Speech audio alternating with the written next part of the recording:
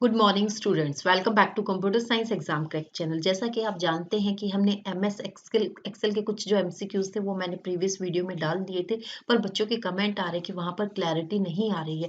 तो इसलिए बच्चों मैं आपके लिए एक स्पेशल एक नया वीडियो बना रही हूँ और जिसमें मैं पूरी कोशिश करूँ कि आपको जो क्लैरिटी है, टेक्स्ट की क्लैरिटी है या एक्सेल की क्लैरिटी है, वो अच्छे से आ जाए। तो बच्चों इस वीडियो को स्टार्ट करते हैं और वीडियो को लास्ट तक देखना, और वीडियो पसंद आता है तो प्लीज इसे लाइक शेयर कमेंट कीजिएगा। चैनल पर अगर पहली बार आए हैं और आप चाहते हैं कि आप अपनी एसएससी की कंप्यूटर सेक्शन को प्रिपेयर करना चाहते हैं तो आप बेल आइकन को प्रेस कर दें ताकि आने वाले सभी वीडियोस का नोटिफिकेशन आपको मिलता रहे। तो चलिए बच्चों स्टार्ट करते हैं। Our first question is with which one of the following all formulas in Excel. तो एक्सेल के अंदर बच्चों कौन सा जो फॉर्मूला किस तरीके से आप इसमें स्टार्ट करते हैं। तो हमारे पास ऑप्शन है स्लैश, स्टार, डॉलर साइन है और बच्चों इक्वल है।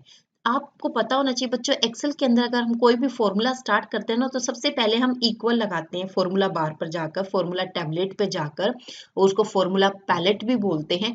और वहां पर हम इस तरीके से कोई भी जो फॉर्मूला है उसको लिखते हैं। तो सबसे पहले किसी भी फॉर्मूला पर आप इक्वल टू जरूर लगाएंगे। इसके लिए मैं आपको एक्सेल का एक्सपेरिमेंट भी करके दिखा देती हूँ ताकि आपको लॉन्ग टर्म तक याद रहे बच्चों।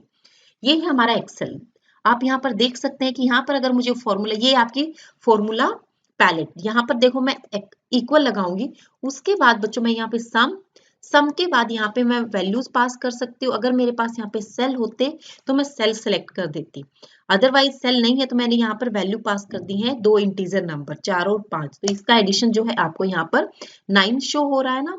तो इस तरीके से आप देख सकते हैं कि जैसे ही मैं यहाँ पर इक्वल लिख रही हूँ तो इक्वल के बाद यहाँ पर हमारे पास बहुत सारे ऑप्शंस आ जाएंगे जो भी हम, जैसे मैंने यहाँ पे सम लिख दिया।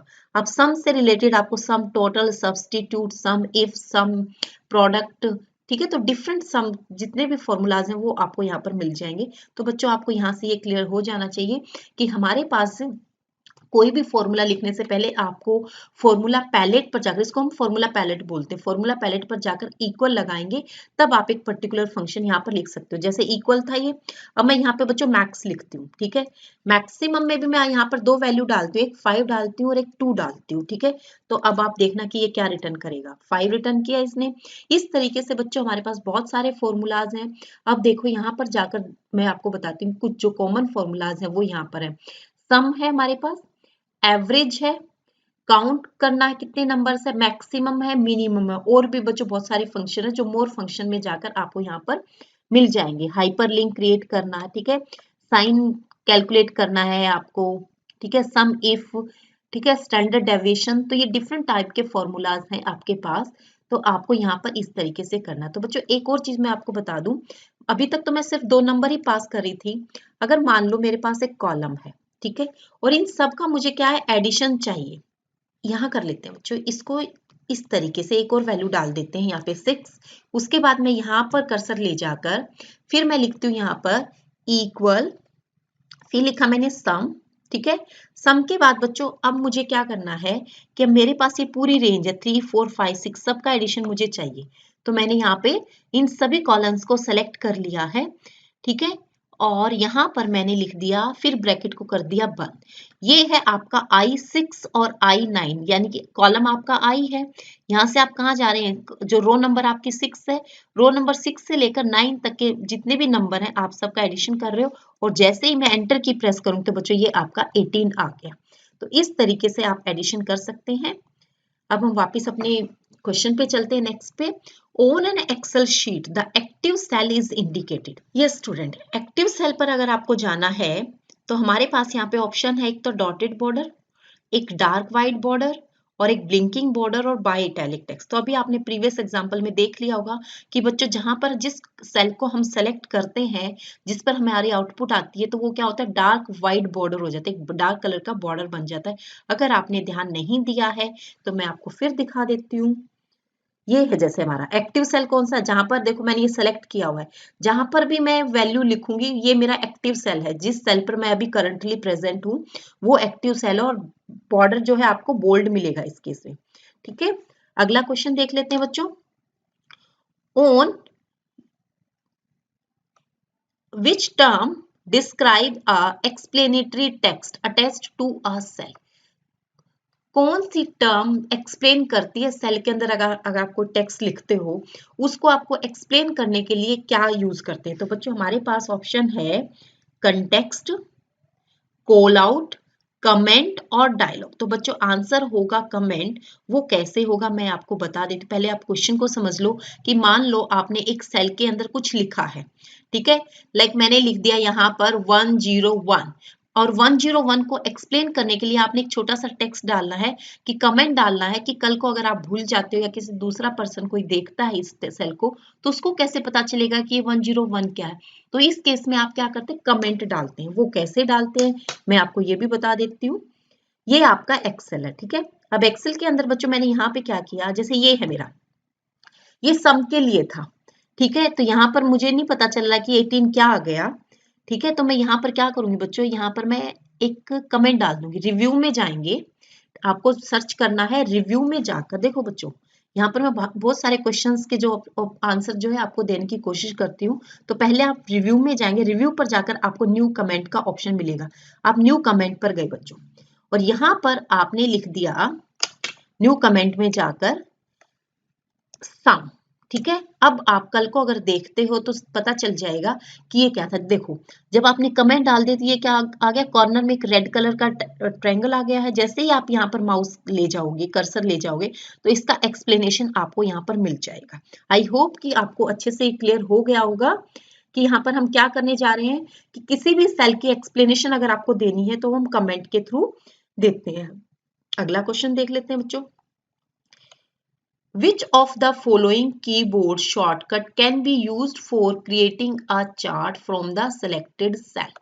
ठीक है, अगला क्वेश्चन ये है आपका कि कौन सा शॉर्टकट आप यूज करेंगे जब आपको एक चार्ट बनाना है।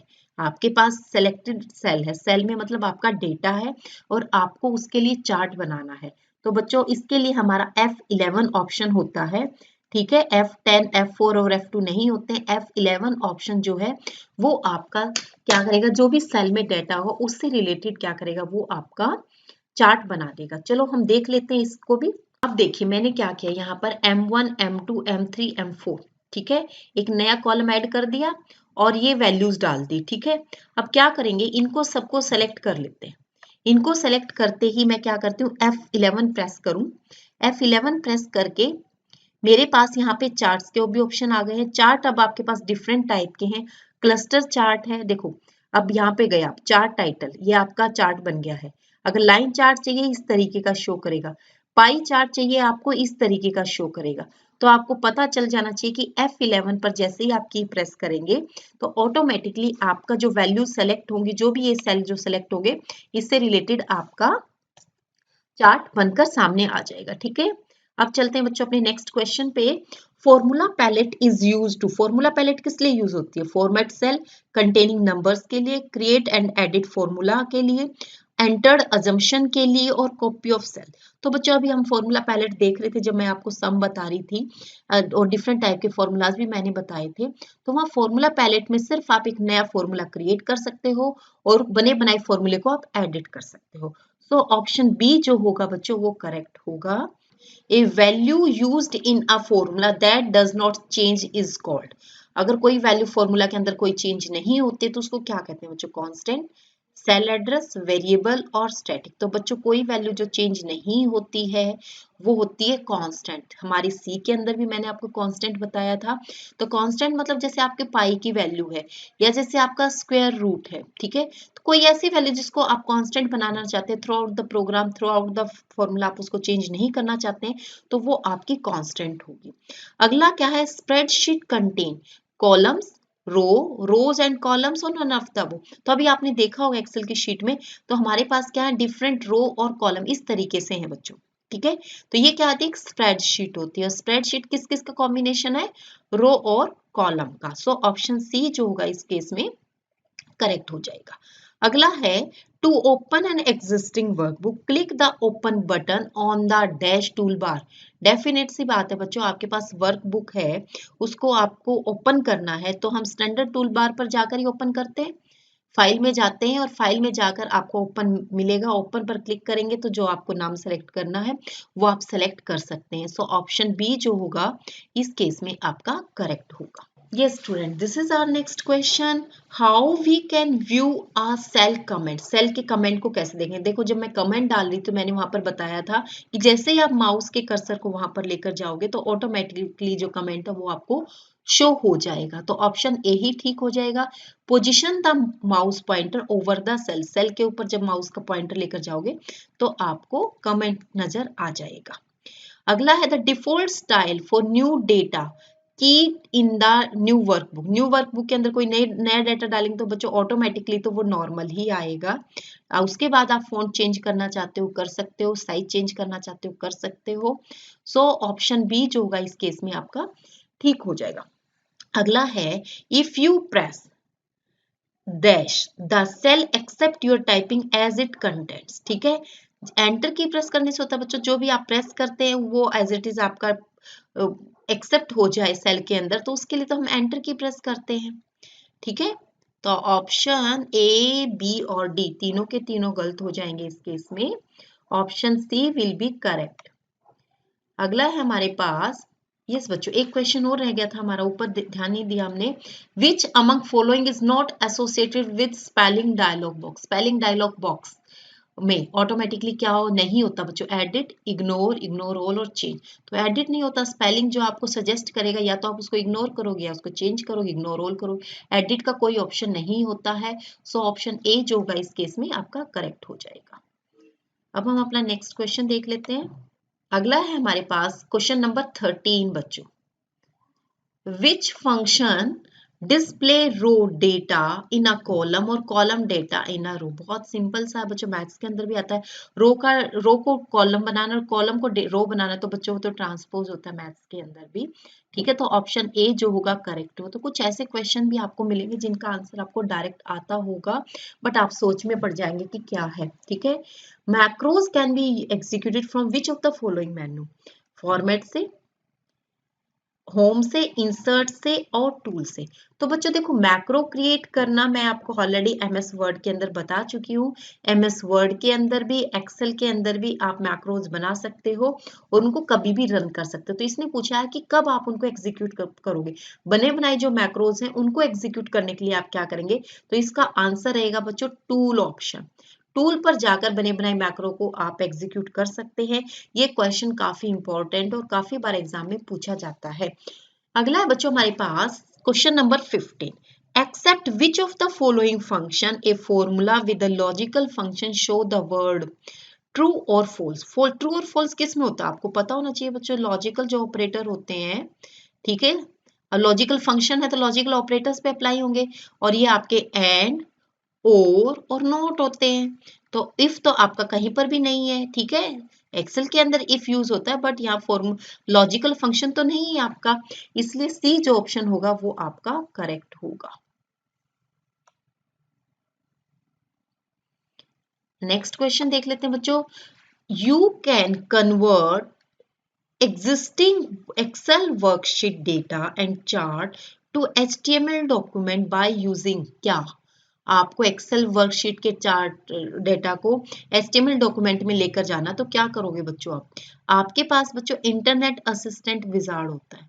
इंटरनेट असिस्टेंट विजार्ड से आप वर्कशीट का जो भी डेटा है उसको आप HTML के अंदर लेकर जा सकते हो। सो ऑप्शन ए जो होगा आपका करेक्ट होगा। तो स्टूडेंट्स ये थे कुछ क्वेश्चंस। उम्मीद करती हूँ कि क्वेश्चंस आपके एग्जाम में हेल्प करें बच्चों। इसी तरीके से जहां जहां से मुझे जैसे लगेगा कि एक्सेल के अंदर ये चीजें करवाने लायक है और ये भी एग्जाम में पूछी जा सकती है, तो उस तरीके से मैं टाइम टू टाइम आपके लिए वीडियोस बनाती रहूंगी और साथ साथ इसी तरीके से मैं प्रैक्टिकल भी कराती रहूंगी बच्चों। और अगर टाइम रहा आपके एग्जाम से पहले तो मैं पूरा थोरो भी आपको प्रैक्टिकल भी करवा दूंगी। But for the time being हमारा पर्पस है कि जो हमारा कंप्यूटर साइंस का क्रैश कोर्स है जो आपके एग्जाम में आने वाला है बच्चों, उसको हम जल्दी से कवर करें।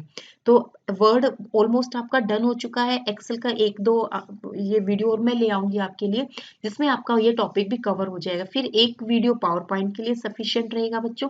और एक वीडियो आपका एक्सेस के लिए। वीडियो एक्सेस के लिए जरूरत नहीं है, थ्योरेटिकल कॉन्सेप्ट भी मैं आपको अगर समझा दूंगी तो भी आप कराएंगे।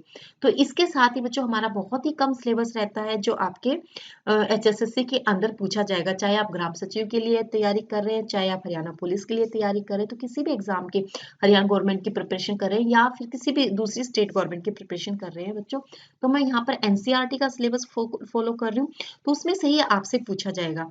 तो मैं थोड़ा जल्दी इसलिए कर रही हूँ कि ताकि आपके जो इम्पोर्टेंट पार्ट है वो कंप्लीट हो जाए और आपका रिवीजन हो जाए। तो आप मुझे कमेंट करके ये जरूर बताएं कि आपके एग्जाम कब है, आप अगर कोई टेंटेटिव डेट मिल चुकी है आप लोगों को आपके एग्जाम की, वो मुझे जरूर बताइए बच्चों, क्यों कि उसके हिसाब से मैं आपकी प्रिपरेशन यहाँ पे करा दूंगी। तो आज के लिए बच्चों इतना ही, मिलते हैं नेक्स्ट वीडियो में नेक्स्ट टॉपिक के साथ, तब तक के लिए थैंक यू वेरी मच।